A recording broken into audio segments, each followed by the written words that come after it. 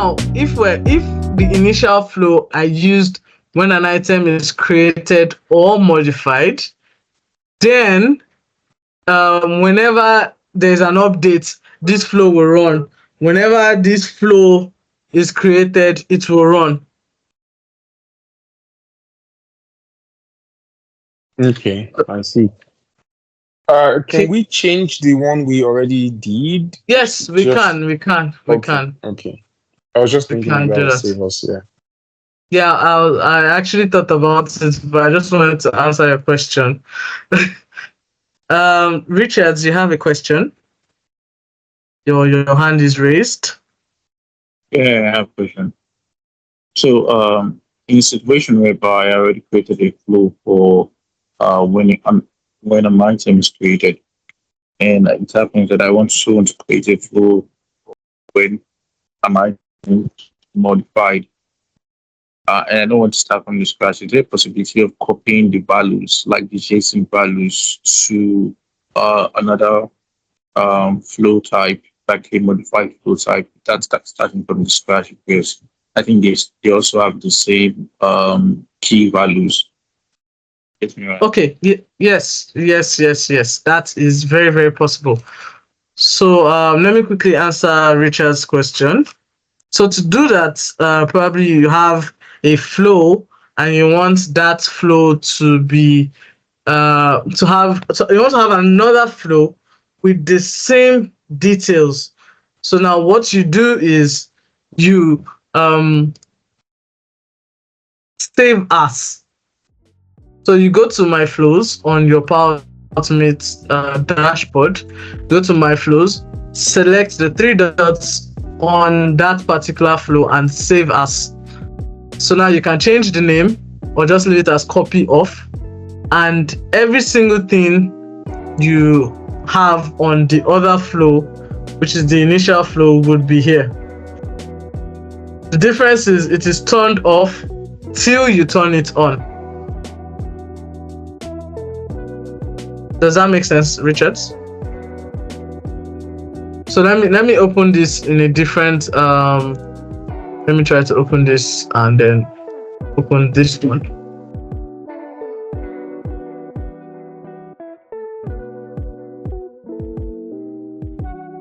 Let's click on edit for this and then edit for this. Right. So can we now use this one that Richard's led us to create, right, and then use it as to do the modification one? Yes, we can actually. We can turn off the initial one we created, which is this one, and then use the copy. So, based on best practices, it is suggested that if you have two flows running exactly the same thing, turn off the one you are not using, and leave the other one on. Because if you have two flows that are running at the same time using the same actions, okay, probably you can change the internal details. Like I can come here and make changes to the list name. This is a different issue entirely. But if I'm using everything here as copy of, and I turn on this flow and everything is running the same thing as the issue tracker, the initial one, it's going to eat up all your limits for the day, for the month, for the year, for your license. It's going to eat up all the limits, and it's not good for it's a best practice basically. It's just a best practice not to have two flows running exactly the same thing. So when Richards mentioned, I said I'm going to turn off the original one. Rather, when Michael mentioned, I'll turn off the issue tracker and then edit the copy. Okay. So I'm going to open it again. So right now, this is a brand new flow. Okay. It doesn't have any runs. If I click on test, it's going to show me that they are not. So this flow is a brand new flow. The runs don't come along with the flow. It's just the flow, the action, the trigger, and the internal details, the details we have added before. So you can see that all these remained, okay? But what will not remain is the run, the flow run, okay? So now I can decide to remove this particular trigger, but removing a trigger, note that when I remove a trigger, all these will change. I would have to come back and re-impute these details because they are getting their values from here. So for now, I'm going to remove the update item, okay, because we do not need it, because we're changing the trigger to when an item is created.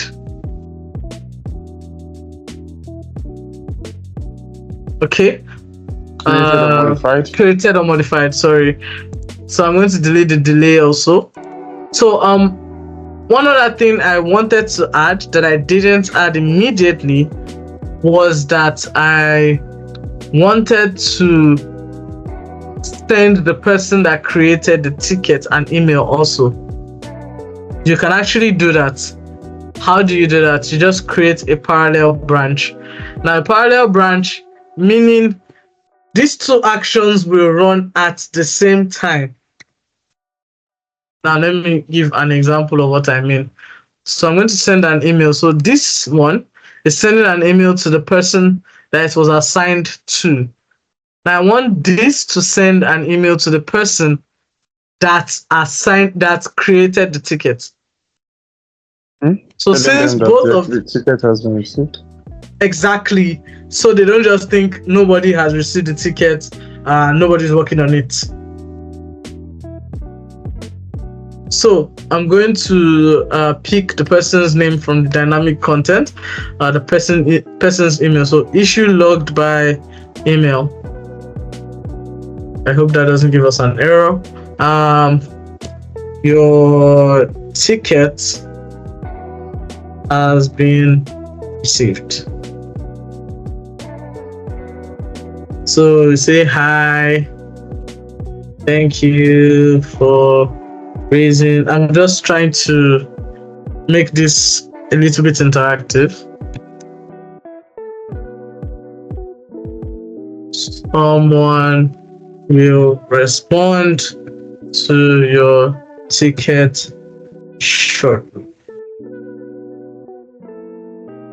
Now, so this person that raised the ticket will receive this, while the person that is the ticket was assigned to will also get an email. So it's running simultaneously. So let me delete this and then impute the when an item is created or modified. When an item. Okay, go ahead, Michael. I'm sorry, I'm talking too much, but it's not so much. Going by what Richard had raised earlier, because it's very, very much valid. I think. If we have to, delete some of these things because we want to change one part of it, does that not kind of negate the purpose for it, right?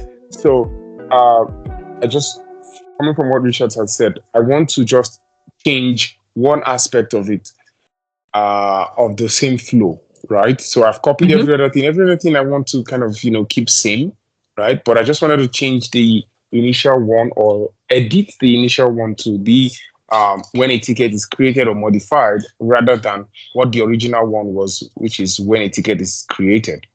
So if that's the only change I want to make and I want to keep the rest of the flow, having to delete those things. I mean, imagine a flow that has several steps. Let's just say maybe 20 or 50 steps, right? Sorry about that. So does that not defeat the purpose of having to create, just copy that flow and then modify as needed? Okay, so now to answer your question, the um the flow, why I said is going to delete everything is because if you notice, I opened this down for you to see that it's just the dynamic content that deleted. Why is this? It's because the dynamic content came from the trigger. So, for example, you changed the trigger, but the trigger wasn't really feeding any other action. Nothing else would change. So, if we had a flow that had probably, like you said, 20 actions, 20 steps, if I change the trigger and the trigger has nothing to do with every other part, I don't need to make any changes. So this one, the only reason why I am making change is because um everything was related to the trigger. This is a very short flow. So I'm getting information from directly from the trigger. If there was something else I was pulling information from, probably I stated I'm getting the items from the SharePoint instead of creating and all that, then the information will not be scattered. Let me use that way. It won't disappear like this one did. I don't know if I'm making sense. Don't doubt you. You're definitely making sense. So don't don't Okay. don't ever doubt that one. Okay, so I get your point. Yeah, yeah. No, well, I was told that. So uh, I mean, they tell us to rather ask it in a different way. So yes, I understand what you're saying. Everything about the flow we created is hinged on the trigger, the first This action that one. happens. Mm-hmm. Yes. So that's why if any change is made to that one, it would affect every other thing connected to it. But if it was just say it's Yes. being pulled from some other place or for some other reason, I would like a typical example or a perfect example for such scenarios, please. Okay. Okay, so let me just quickly impute something, or else this flow is going to not save. So assign to and should by. Okay, so I'm just going to save this just for saving sakes. And I'm going to try and figure out a flow that I have. But basically, most of my flows rely on the trigger. Let's see. That's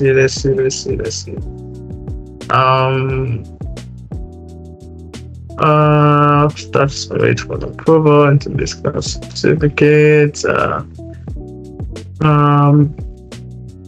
Yeah, while you're checking for that, okay, but what if in the case where, but I think it will be fine. I mean, there wouldn't be problems if what we are looking to modify, for example, is in the body of not the trigger per se, but for other contents within the flow. Is that correct? Yeah. Yes. Exactly.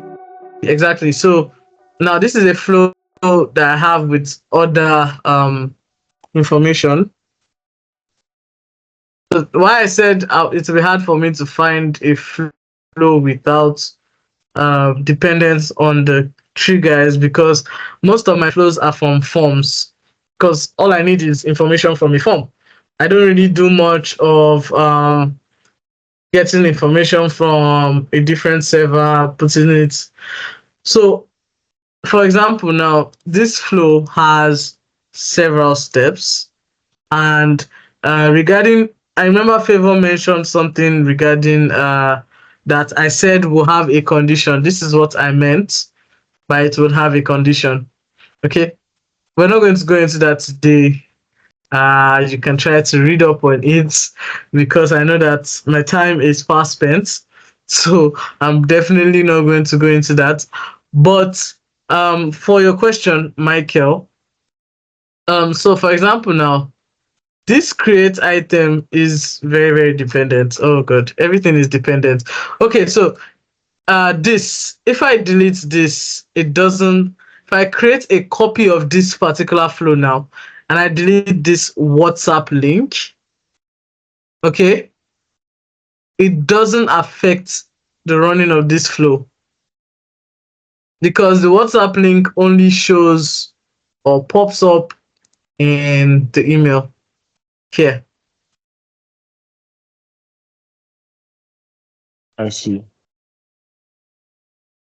So you can actually delete an action and it will not really affect the flow.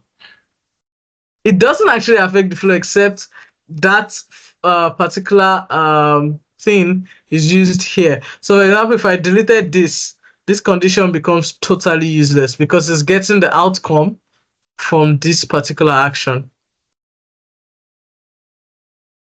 True. So it's making sense now, right? I've been able to answer your question. I've been able to clarify, right? Yes, yes. Basically, it's if the preceding step or action is not dependent on some other factors, Hmm? or sorry, if the next step is not dependent on something above, that can be easily modified to become what it should be, I think. Exactly. So when I supported Power Automate, because that's why I fell in love with it, I have had customers raise tickets and state that, okay, so they want this exact flow, but all they want to do is change the trigger. Mind you, the whole flow is dependent on that trigger and they don't want to change something else. It is my job to tell you the truth and also inform you why you cannot do that. So I will usually tell the customer that based on best practices, I would not suggest you delete the trigger because it has so many things dependent on it. The best I can do is tell you to put this side by side, probably tell you to duplicate your tab and then start the process of recreating the flow from scratch. But many people don't want to do that. I'll just tell you to do this basically, left and right. This is what I'll tell my user to do or my customer to do because that's the only way they can save those actions. So they are building the flow accordingly, starting a new flow based on what they already have. But if whatever it is you're trying to delete is not dependent on the trigger, I would happily tell you that you can actually build this flow and you won't have any issues.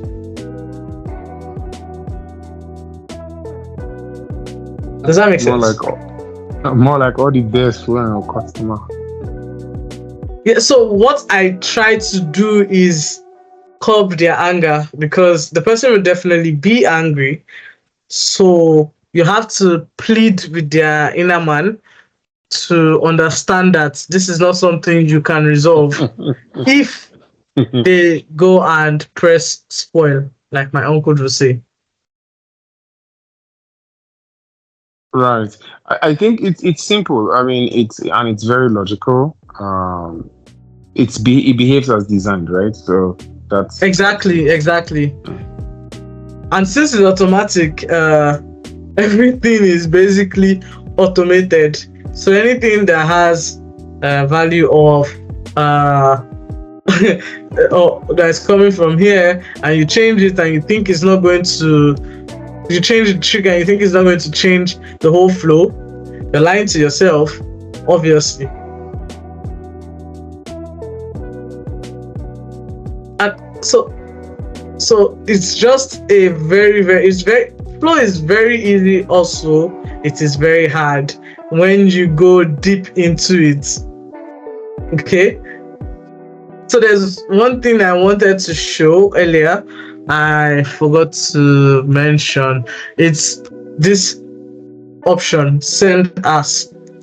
So obviously this email now is going to send as the person that created the flow, which is me. but I don't want this person to receive the email as if it came from me. I want both parties to think it came from, let's say, admin. Let me use admin. Came from admin. I'm just giving an example. Or this person should see it as info and the other should see it from admin. So you can also CC people automatically or BCC them automatically. You can also impute the sensitivity. Nice. This is just inside info. You can, when you're playing around, you can find this, but I just wanted to point it out because this is one of the most used action on Power Automate. What I mean by most used actions, send an email. Right. You were going to say? On the right side, we could even also do like maybe from will be like from support also. Exactly. That's why I just used admin because these are the two shared emails we have at the moment. So I just used from admin. So I can also BCC somebody. Let's say myself. Tech lead or team lead, yeah. Something. Exactly. I can BCC somebody. So the person getting the email doesn't see that someone else is seeing this information. That's what the BCC is, blind copy. If I put the person's name in CC, everybody will see the person's name. Everybody receiving the email. Okay. So I'm going to run this flow again, just for us to see something. I'm hopeful it runs twice. Let me be sure that I turned on this particular flow, because that's happened to me several times where I will make changes to the flow and then I forget to turn it on and I'm testing it. I've already created and all that. So it gives me issues sometimes. So I'm going to be sure of editing. While I'm editing, I can still do that. Issue description. I'm going to get the issue description. Status should be status value. And I'm sure you notice that simple English is not very simple in Power Automate sometimes, because now you can see status and you can see status value. And one came out with gibberish, a lot of JSON, and the other didn't. So I just wanted to prove to us that sometimes what you're saying, yeah.